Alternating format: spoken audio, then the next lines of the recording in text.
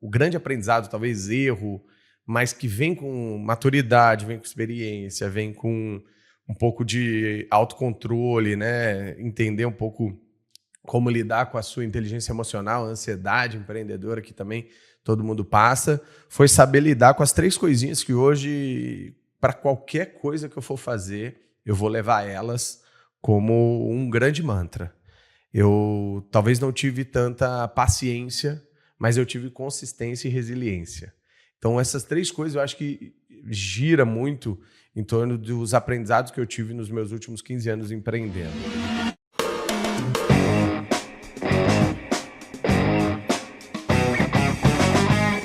Fala pessoal, bem-vindos a mais um episódio do PRcast, o seu videocast em formato de troca de conhecimento, de compartilhar ideias, de ter insights que a PR sempre traz para você. Eu sou Bruno Pinheiro, você já me conhece, sou CEO da PR Group, também host aqui deste videocast que está na sua 2ª temporada e hoje eu tenho o prazer de trazer um dos parceiros mais antigos do ecossistema, um cara que eu posso dizer que é muito pretencioso, mas eu gosto, eu vi nascer. E hoje é um sucesso, vi nascer dentro do mundo do empreendedorismo, mas é um cara que eu também tenho o privilégio de chamar de parceiro, de amigo, e não só de cliente, porque já é o cliente pela 3ª, 4ª vez. Guilherme Junqueira, muito obrigado por estar aqui. É um prazer te receber. Eu sabia que em um momento ou outro a gente ia ser parceiro de novo. A vida né, uniu a gente lá em 2013, 14. Acho que foi. Nós estamos aí, se você, independente da hora que você estiver assistindo, nós estamos gravando em 2024. E esse cara escreveu um livro, Tempo, Atenção e Dinheiro. Então, assim, eu conheci o cara como alguém começando no mundo e hoje é um autor de sucesso. Quando era tudo mato, né, Brunão? Então, bem-vindo, obrigado, prazer te receber, cara. Obrigado pelo convite, você e o Rafa, valeu aí toda a audiência do PRcast. Falar da PR é falar um pouquinho do divisor de águas para várias startups e vários fundadores, né, que descobriram PR por conta de você, porque ninguém nem sabia o que era esse tal de relações públicas em inglês, né? E você, desde sempre, trazendo a importância da gente ter um espaço na mídia que forma opinião, que é de utilidade pública, mas que, ao mesmo tempo, traz também um jeito, um canal, né, de vendas muito mais barato, porque a admiração vende. Eu aprendi com esse cara aí algumas coisas bem legais, então vai ser muito bom bater esse papo contigo aí e relembrar esses velhos tempos aí, mais de 10 anos de ecossistema. Estava fazendo as contas, é quase 15. Quase 15. Mas tem história pra caramba pra contar. Mas falando em história, a primeira coisa que eu te pergunto é, tá vendendo? Tô, cara, já tá na 2ª edição, publicado pela editora Gente. Prefácio do Bernardinho, Tempo, Dinheiro e Atenção, vendeu mais de 3 mil cópias aí na... Vou colocar aqui na câmera, o Cauezão vai fazer o corte para mostrar a nossa parte técnica. Você que não comprou, qualquer lugar, até no Kindle dá para baixar, né? Amazon, Kindle. O Kindle é mais barato, né? O bom, não preciso imprimir. Mas já tá na 2ª edição, tô feliz demais com os resultados. Palestra no Brasil inteiro, falando sobre o livro, para vários eventos. E o principal conceito e entrega que eu tentei fazer aí é pegar uma aula da Gama que chamava Hackeando Relacionamentos, a aula mais assistida na história da Gama, 52 mil alunos ali assistiram. Então, muita gente comentava, falava que tinha umas maluquices que eu criei da cabeça lá, umas fórmulas e metodologias que eu botei no livro e deu certo. Mas nós vamos começar, mas eu quero justamente pegar o gancho do título para te fazer essa pergunta. O que é mais valioso para você? Tempo. Tempo, definitivamente. Disparado. De tempo, dinheiro e atenção, você prefere tempo. E assim, a editora não deixou colocar na capa do livro, porque isso aí é resultado de uma teoria que eu criei, que veio antes dessas 3 palavrinhas, que é juntar os 3 recursos mais escassos do mundo com as 3 maiores abstrações do mundo. Recurso escasso, não dá para comprar, não dá para hackear, você tem que conquistar, né? Então, o seu tempo é te dado 24 horas por dia, assim como o Bill Gates. O dinheiro você tem que conquistar, assim como o Bill Gates conquistou, ele está bilionário e a gente está na luta. E a atenção é o que faz a gente não ter o WhatsApp do cara para poder chamar, tocar uma ideia aí no churrasco com o Bill Gates. Então a gente tem que conquistar.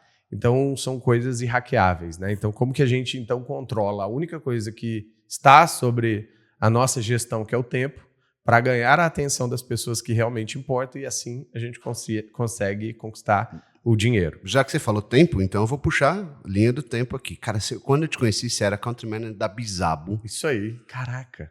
É verdade. Foi o primeiro contato que a gente teve. Startup House lá, do Felipe Lachowski, do Pedro Conrad, CEO e fundador do Banco Neon. Então, assim, desde aquela época a gente já...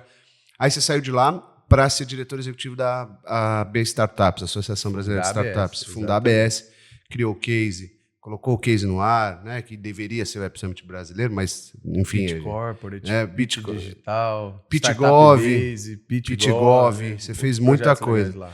E aí você saiu da AB Startups para criar a Gama Academy, que é uma edtech que foi vendida por milhões. Quer dizer, você falou que está no caminho de ser bilionário, mas milionário você já é. Então, você já chegou lá, está chegando perto. E aí você saiu, você vendeu, né, a Gama Academy, ficou aquele períodozinho que todo mundo tem que ficar em earnout. Earnout, né? Exatamente. Depois você pesquisa o que é earnout, se você não sabe, mas depois que alguém vende a sua companhia, você tem que ficar um período lá dentro para entregar alguns resultados, bater algumas metas. Out de sair. Isso aí. Temos aqui um mestre. E agora você voltou para o mercado, eu diria, na Investidores.vc como CPO e sócio. Exatamente. A tua jornada, né, esse tempo que está no teu livro, ele te deu dinheiro, você construiu o seu tempo e você ganhou atenção. Uhum. Mas qual foi o maior erro?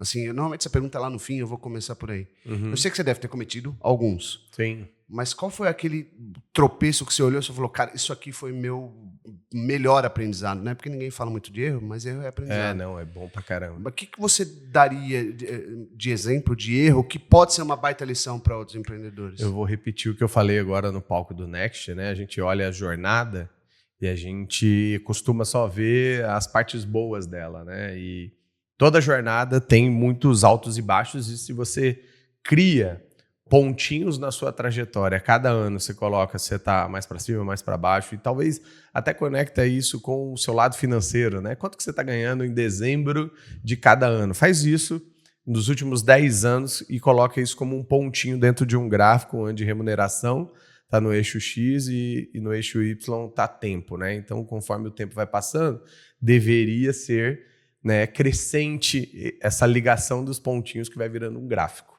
E aí eu trouxe o grande aprendizado, talvez erro, mas que vem com maturidade, vem com experiência, vem com um pouco de autocontrole, né? Entender um pouco como lidar com a sua inteligência emocional, a ansiedade empreendedora que também todo mundo passa, foi saber lidar com as 3 coisinhas que hoje, para qualquer coisa que eu for fazer, eu vou levar elas como um grande mantra. Eu talvez não tive tanta paciência, mas eu tive consistência e resiliência. Então, essas 3 coisas eu acho que gira muito em torno dos aprendizados que eu tive nos meus últimos 15 anos empreendendo. Se você entrega consistentemente o que o seu cliente precisa, independente se você é um funcionário, se você é um empreendedor, você será reconhecido muito mais pelo seu portfólio, os resultados que ele está lá descrito, do que pelo currículo, porque lá todo mundo pode falar o que quiser, mas resultado só tem quem conquista. O segundo, que é resiliência, é a capacidade de você se reinventar a qualquer movimento de erro, a qualquer tombo, que é muito mais sobre saber levantar e continuar e entender que, comparativamente, talvez você esteja muito melhor que muitas outras pessoas, mas às vezes a gente quer focar no zoom in ali, olhar só aquele problema, dando um tamanho para ele que ele nem tem. E aí, quando a gente dá um zoom out, a gente vê que é só um grãozinho de areia e, cara, tudo bem, passou e dane-se, vamos para a próxima. E eu acho que o meu maior desafio foi ter paciência.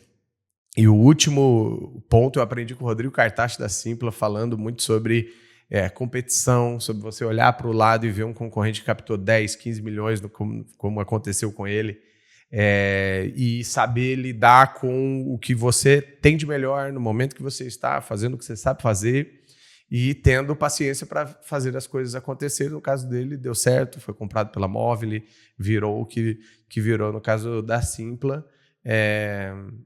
Mas paciência para o empreendedor, Bruno, eu acho que o meu maior erro foi...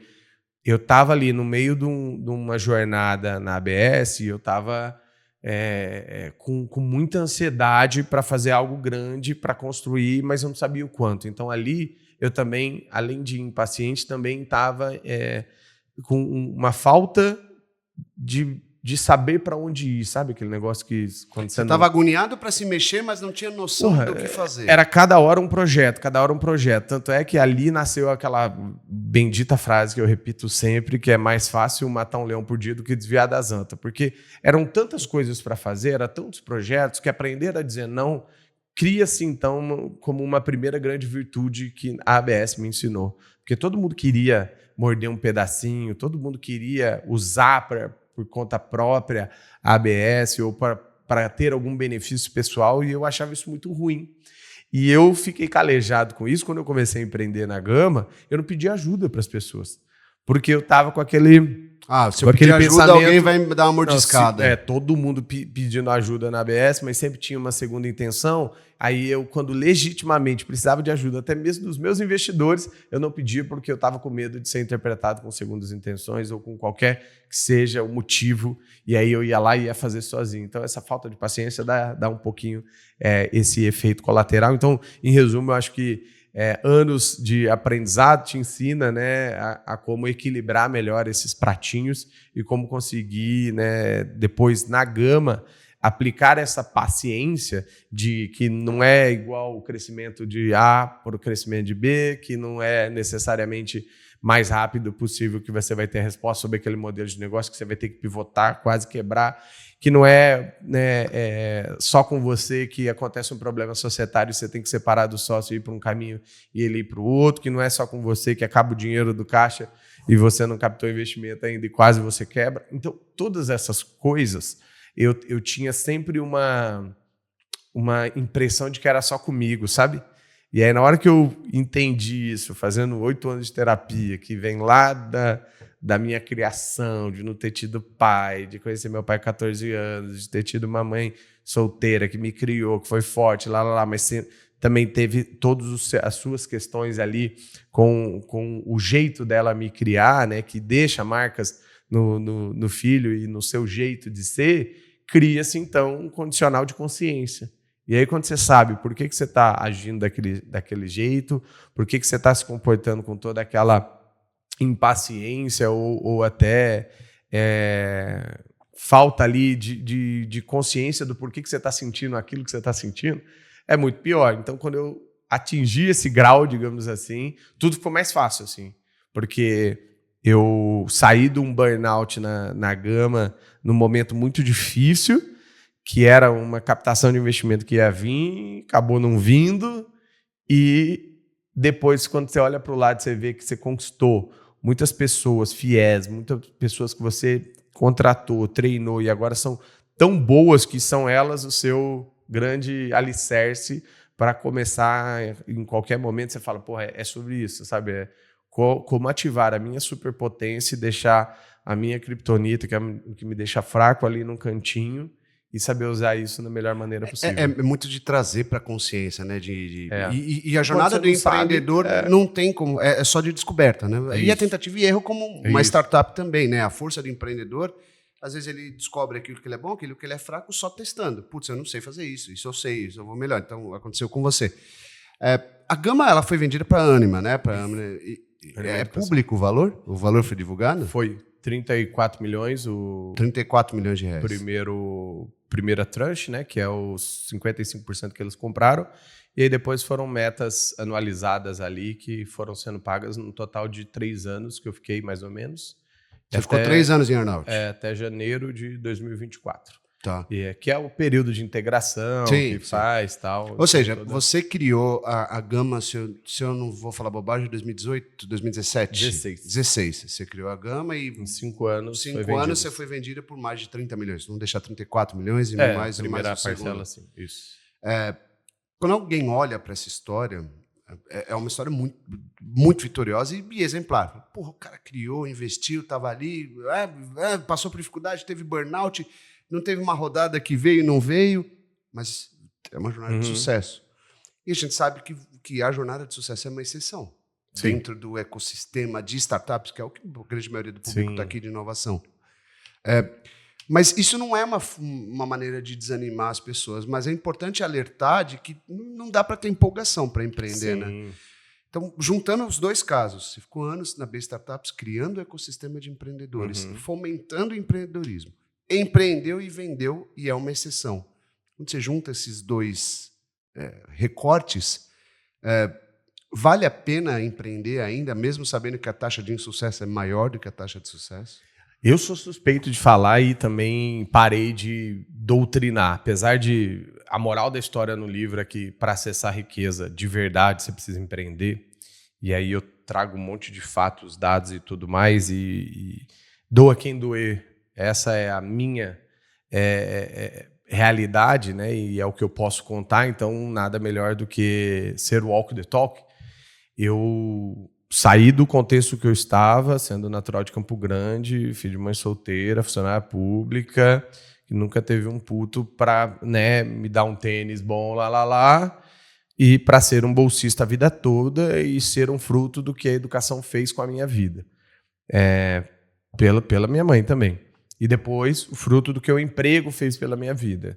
Liderando primeiro eu mesmo, depois liderando um tema, depois liderando pessoas, depois de liderar pessoas eu falo, pô, é muito potencial o que eu sei fazer, o que eu sei ensinar, então eu posso transformar um CNPJ, um CPF num CNPJ e aí cria-se uma empresa que é baseada no empreendedorismo. Então, minha vida inteira, Bruno, foi baseada, será baseada, e até a minha morte você irá ouvir eu falar sobre esses 3 E's que mais mudam o mundo e são os 3 E's que me movimentam. Se não tiver qualquer um desses 3 E's, acho que não faz sentido para mim empreender, para mim trabalhar, para mim viver, sabe? Então, educação, emprego, empreendedorismo. Um leva ao outro. Quanto melhor educado você for, melhores empregos você terá, melhor remunerado você vai ser, para melhor investir na pessoa mais importante da sua vida, que é você. E quanto mais investir em você, mais atenção você chamará para poder montar a sua própria empresa. O Bruno poderia ser hoje um dos melhores jornalistas do Valor Econômico, um dos melhores jornalistas, editor-chefe lá da revista Pequenas Empresas. Você sabia fazer tão bem o que você sabe fazer, que você decidiu, com a cara e com a coragem, abrir um CNPJ, criar empregos e agora educar pessoas.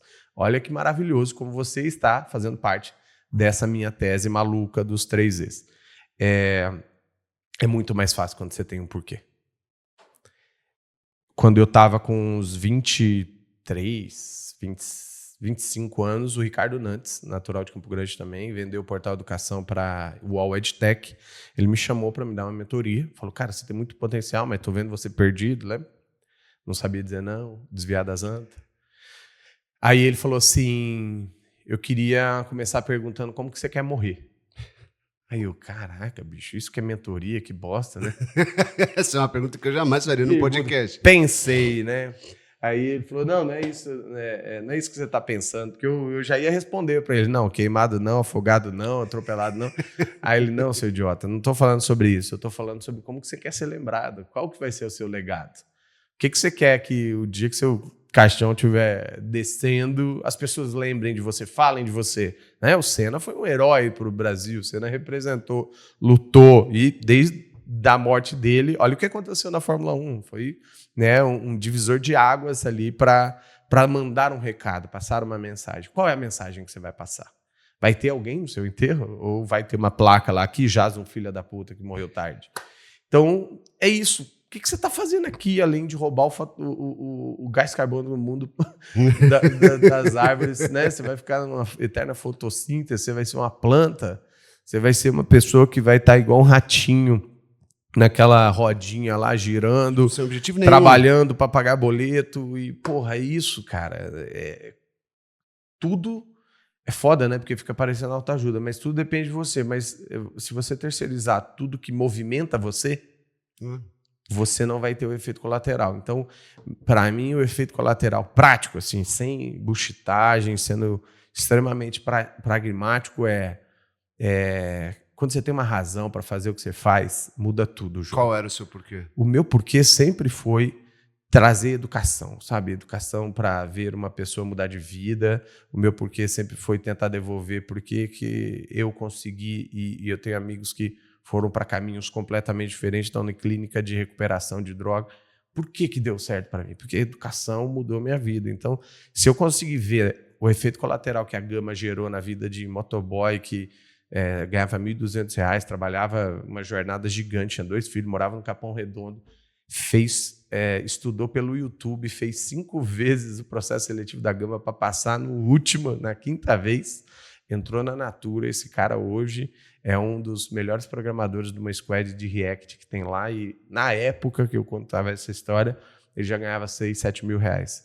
Pensa o delta change de uma pessoa que está ali no 1.200, está ganhando 6 mil, e sabe como que eu soube dessa história? Porque 2, 3 anos se passa desde o emprego dele, porque já era normal na Gama, a gente formava 10 pessoas, 8, 9 eram empregadas em 60, 120 dias. Então, era comum. Mas, cara, isso é exceção. Eu acostumei com a exceção, e um dia meu telefone liga e fala: Junqueira, o que você vai fazer sábado? É o André aqui, o nome dele. Você pode vir aqui no Capão Redondo, cara? Eu tenho uma turminha que eu tô formando. Tinha começado 15, tinha uns 9 se formando, de adolescentes, 13, 15 anos, que o único caminho de carreira era ser aviãozinho do tráfico de drogas ou ir trabalhar em subemprego. E eu tô formando essa galera em programação, eu queria que você viesse dar um papo com os caras aqui. Aí eu, me derrubou. Cara, você teve que ir na hora, né? Não, isso foi planejado, tipo, de uma semana para outra, mas eu fui... Cara, não, mas você topou na hora. Eu topei na hora, mas eu digo assim, acabou comigo naquele momento, para que lá na frente eu não ficasse chorando na frente deles. Pelo contrário, eu dei aquela inspiração de falei: gurizada, agora que começa a selva, né? Para falar que parabéns, vocês deram um salto gigantesco, mas agora começa a selva, e eu me comprometo a arrumar um emprego para todos vocês aqui, vai ajudar Quer vocês dizer, no mercado. o efeito cascata que você criou na Gama é imparável, porque esse moleque que vai programar, daqui 5, 6 anos, fala: eu vou ensinar o meu primo, até hoje eu ouço meu história. amiguinho. É um efeito imparável, assim, né? E a educação, isso é legal. Ela é uma coisa muito sedutora, né? E aí depois é muito difícil, tudo fica boring. E é por isso que você veio para investidores, porque você continua educando gente. Aqui você olha os caras passando por uma imersão que eles não tinham noção do que dava para fazer e como dava para trabalhar dentro desse ecossistema, sendo um conselheiro, sendo um investidor, sendo um fundador que vai aprender a captar, aprendendo a vender a sua empresa. Quando você coloca educação como front e entrega genuinamente ali uma pequena transformação, porque comparado com o motoboy, a gente está falando de contextos e realidades completamente distintas, mas entrega transformação. Então, para mim, assim, a indignação é todo mundo que se conforma a fazer educação onde um finge que ensina, outro finge que aprende. Em todos os lugares que eu chegar e tiver conhecimento, eu vou potencializar os detentores de conhecimento para serem professores, mesmo eles não sabendo. A Nike tem um slogan que é muito bom, que fala assim: todo mundo que tem corpo é um atleta. E na minha cabeça, o slogan da educação deveria: todo mundo que tem conhecimento é um professor. Então, como que a gente potencializa isso, seja através de método, seja através de tudo que eu estudei, me aprofundei em eutagogia, andragogia, em pedagogia, para a gente conseguir fazer com que a educação seja uma coisa tão comum de dizer e tão comum, inclusive, de cobrar quando ela for ruim, que a barra de todo mundo levante. Então, a resposta para a sua pergunta é: o que me movia e o que me move. São todas as pessoas que podem ser transformadas através da educação, porque tem alguma chavinha ali que dá para mudar.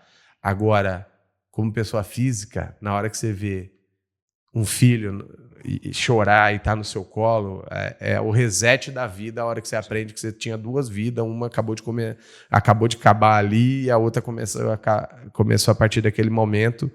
E aí eu tenho hoje, talvez um dos meus grandes dilemas como pessoa, como empreendedor também meus filhos não pediram para nascer na realidade que eles nasceram, que é completamente distinta da realidade que eu nasci, das dificuldades que eu tive e das dificuldades que eles vão ter.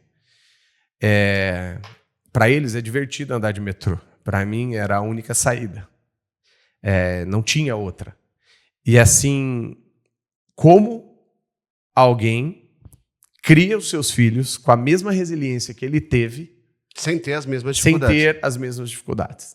Então, é um cenário extremamente complexo que eu tento acomodar os 2 lances que acabam acontecendo e tendo muita clareza na minha cabeça. Saber entender como aquilo lá está lá e como chegou lá e que não veio, né, do nada, ou seja, dar valor em todas as coisas, saber entender realidades e aplicar essas realidades em contextos onde a gente está também, onde a gente se insere, onde a gente acha comum e normal, para que não haja uma discrepância quando se deparar com contextos de realidades sociais completamente distintas. E terceiro, valorizar o esforço assim como o esforço me valorizou. Mas aí você acha que Não é necessariamente talento que vai fazer eles ganharem a guerra, é o esforço deles. Mas com uma profusão de gente com uma jornada parecida com a sua, né, de sucesso, de ter uma realidade de não ter tantas dificuldades como nós tivemos, né? Talvez eu acho que você vai acabar caindo também para a educação, de como educar essa geração que está vindo que não vai lidar com tanto... Então, meu propósito hoje, mas aí, além de continuar um educador, é educar muito bem meus filhos para que eu deixe bons filhos para o mundo. Eu não quero mudar o mundo para os meus filhos, porque eu sei que isso é muito difícil. Sim. Mas a minha realidade, o meu contexto, enquanto eu deixar bons filhos para o mundo, seja para eles seguirem o meu legado, ou para criarem o deles, para fazer o que eles quiserem, eu estou muito satisfeito de dar tchau, sabe? Então, Boa. acho que é isso. Mas falando agora de um pouco mais de mercado, né? Porque a gente falou, acabou caindo mais para o seu campo, a sua jornada. E hoje você está como CPO na Investidores, que é uma plataforma, claro, de investimento, mas é também de educação, né? De ensinar outras pessoas. Você enxerga hoje o ambiente de inovação do Brasil com nível de educação? Eu não sei se eu vou conseguir me expressar bem, mas a ideia é: você acha que o mercado brasileiro de inovação tem um nível de educação satisfatório comparado com outros países? E quando eu falo de educação, é de preparação para olhar para investimento, preparação para empreender, preparação para fazer uma gestão de pessoas, preparação para tudo. Ou você ainda enxerga muitos déficits? Você é um especialista em educação, eu preciso te ouvir isso. Eu não gosto da palavra problema, eu sempre renomeio ela com a palavra oportunidade. Então, onde há desafio, há muito dinheiro. Então, para mim, o Brasil é só um celeiro gigantesco de oportunidades para a educação em todas as instâncias. E se você parar e olhar para cima, assim, dar um zoom out, a gente está nos 10 minutos de 2 tempos de 45 ainda. Tem muita coisa ainda para fazer, para viver, para aprender, para fazer benchmark, mas para tropicalizar e fazer com o nosso jeito de fazer bem a educação. Pensa assim, Bruno. 80% da educação pública de ensino básico está na mão do governo. 20% está na mão do mercado privado. Então, se você pode colocar seu filho hoje numa escola pública, particular, parabéns. Você já está dentro do menos de 5% da população brasileira ali. Dito isso, a gente tem um problema de base. É como se quiséssemos ter um monte de Messi, um monte de Neymar, mas não tem categoria de base. Existiria esses 2 caras sem categoria de base? Eles estavam lá jogando bola desde os 5 anos de idade, 6 anos de idade. E aí depois pegando corpo, depois pegando técnica, depois pegando entrosamento, tática, equipe, jogo, latitude. Olha o tanto de coisa que foi sendo aprendido. Agora pensa do ponto de vista educacional, que a gente tem um déficit de crianças de 5 anos sabem escrever a palavra porco. Crianças com 10 anos chegam sem saber fazer uma equação matemática simples. A gente está falando desse Brasil. E aí a gente está falando de uma pirâmide que está formando uma base que está despreparada e que vai chegar, o que adianta aqui no mercado de ensino superior, que é onde eu vivo nos últimos 10 anos, onde a matriz é completamente oposta. O Pareto aqui é 80% está na mão do mercado privado e 20% está no mercado público, que são as federais. Mas você vai ver um professor amigo meu levantou a mão, pediu para os alunos levantar a mão naquela abertura da Poli, né, que junta todas as engenharias, 400 alunos entrando, não sei o quê. Quem aqui estudou em escola particular? Todo mundo. Quem estudou em escola pública? Uns 10, de 400. Então você vê, tem uma discrepância que eu estou preparando os 20% para ocupar os outros 20%. Olha que doideira. Caraca. E os 80% aqui vai ter que lidar com os fiéis da vida, com várias outras coisas para ter um lugar ao sol, porque é inegável que você aumenta em 3 vezes. Quando você tem um diploma, você tem realmente uma graduação. Então, quando a gente vai para o mercado, que é o terceiro eixo onde você está falando, que é onde encaixa Investidores VC, Sim. G4, todas as iniciativas educacionais não reguladas, que são cursos livres e tudo mais, aí a gente está falando do mar aberto, mas de um mercado pequeno relacionado ao Brasil, né? A gente está falando, por exemplo, de empresários, está falando de investidores, então tem menos investidores do que empresários. Sim. Então, o TAM, né, o Total Addressable Marketing de todo esse mercado ainda é pequeno perante todas as coisas que a gente está falando. Se quer saber aonde é o all-in realmente de mudanças transformacionais, é quando a gente tiver a triple hélice funcionando muito melhor, né? Academia, governo e mercado trabalhando num conjunto como se fosse uma hélice de verdade e que vai fazer com que, desde a base, a gente tenha microtransformações que vão gerar grandes transformações lá na frente, e aí a gente vai ter profissionais mais qualificados, mais competitivos e que agora, com AI, vão ter que se reinventar o triplo, porque botou todo mundo novamente na mesma linha de largada. Deixou o sarrafo. Né? Então, é difícil para todo mundo, então acredito que tem muita oportunidade ainda, porque o Brasil não Mas falando de oportunidade, né? Que você não gosta de falar de problema. Vamos falar de oportunidade e aí. Eu queria saber a tua visão como especialista, não só em educação, mas em inovação, em empreendedorismo, que você acaba juntando tudo. O que você enxerga de tendência para os próximos, eu não vou falar, 5, 10 anos, mas a gente está vendo uma velocidade surreal de inovação acontecer, né? Tô com medo da Skynet ser a qualquer momento a gente se ferrar. Só os nerds vão entender a piada da Skynet, mas beleza. O que você enxerga de tendência para os próximos anos em educação, em inovação e em empreendedorismo? Se der para juntar os três, beleza. Eu acho que os três são parte de um todo que vai transformar efetivamente nos próximos 30 anos de uma forma encapsulada praticamente o que a gente teve de transformação nos últimos 300. Então, é cortar um zero, cara. É num nível de velocidade que dá medo.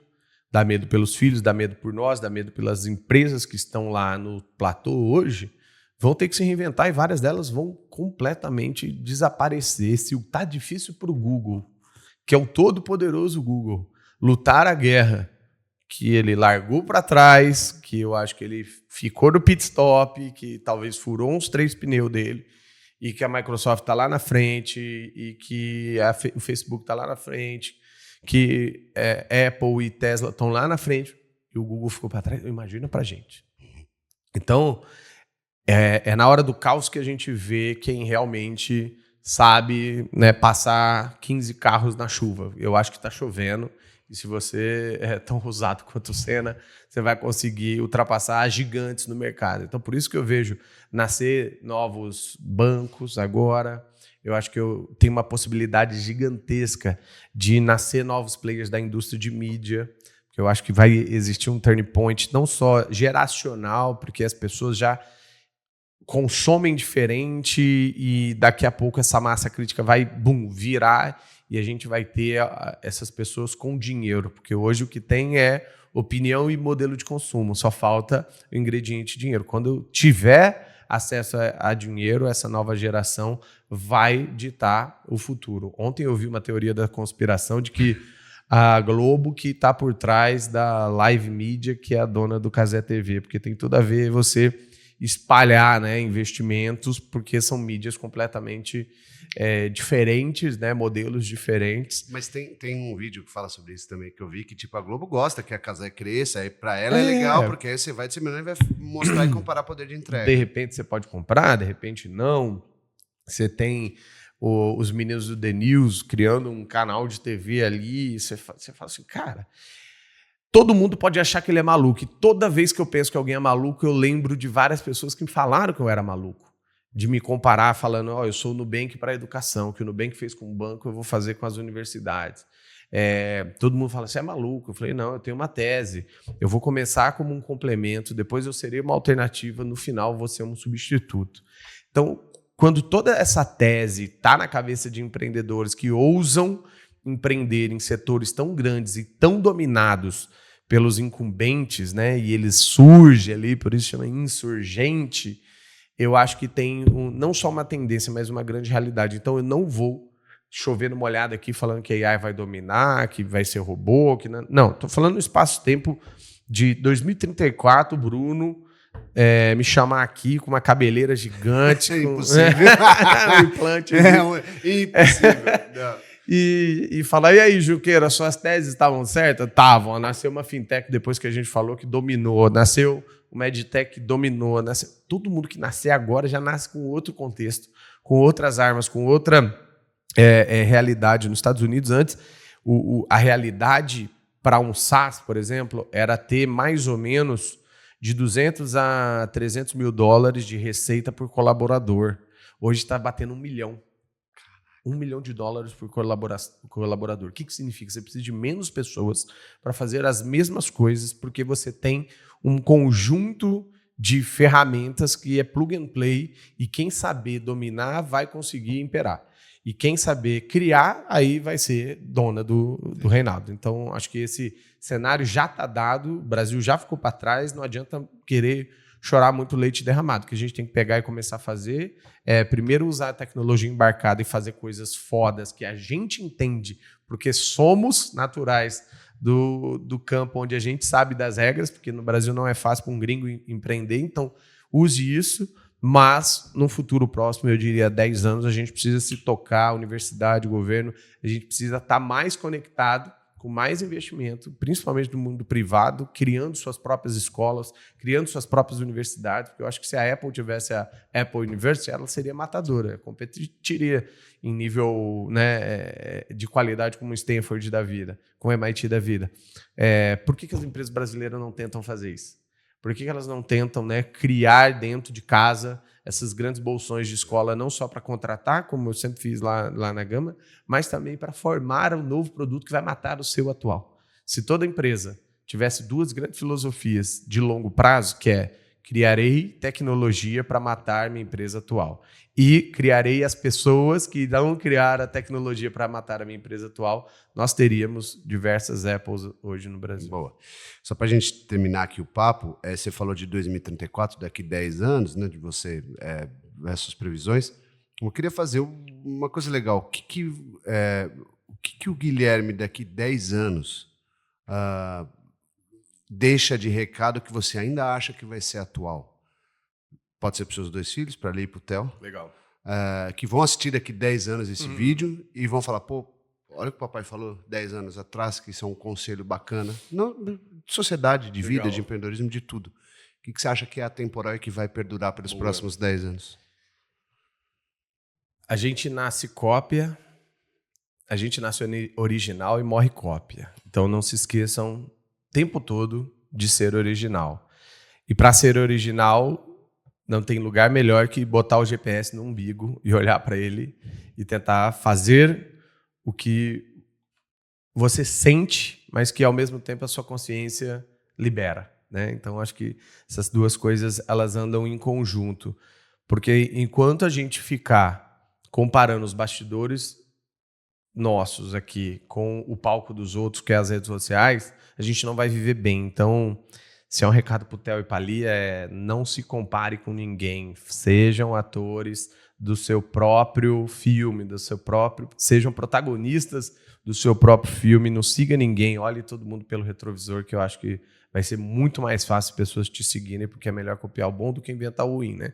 E muita gente fez isso com a Gama, e eu sempre considerei a cópia um grande elogio, e hoje acho que eu sinto que eu posso mais, e eu devo mais, e eu quero que daqui 10 anos tenha outros 3, 4 livros desses, continuando deixando um legado, continuando sendo uma referência para jovens empreendedores, para pessoas de tecnologia, para educadores que querem transformar o jeito chato que a educação se transformou hoje, fazendo, usando e pedindo mais desculpa do que licença. Boa.